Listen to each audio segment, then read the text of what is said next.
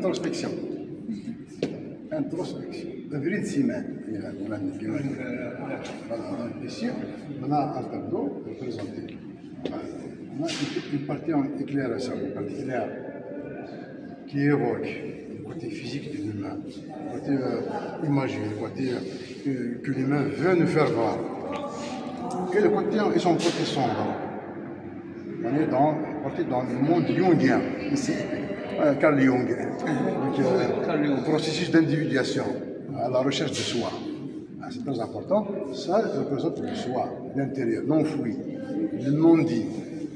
On a ces échelles qui représentent des tentatives de sonder le fond, tentatives de la recherche, de la quête de soi.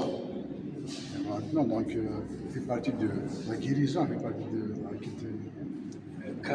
La partie sombre de l'humain est plus large, plus grande que la partie visible.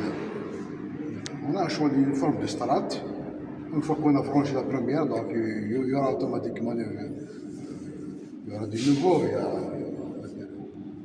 Il n'y a pas de peine sans salaire. Il suffit avant tout d'essayer de sonder soi-même.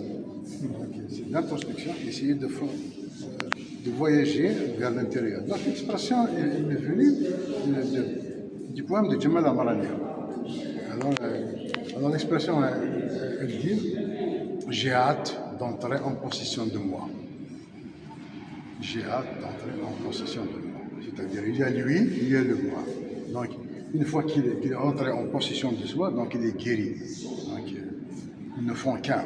Donc, l'humain et son font qu'un. Donc, il n'y a plus de... Donc, il y a la partie visible de l'humain, il y a la partie intérieure. La partie intérieure qui prédomine. Enfin, donc, on a la partie basse, qui est représentée par cette composition sculpturale, qui représente un livre, un dictionnaire à vrai dire. Donc, on a tous les mots à l'intérieur. Tous les mots.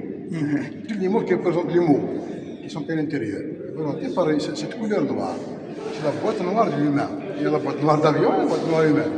Donc le titre c'est le livre noir, le livre des non-dits ou la boîte secrète, c'est comme vous voulez.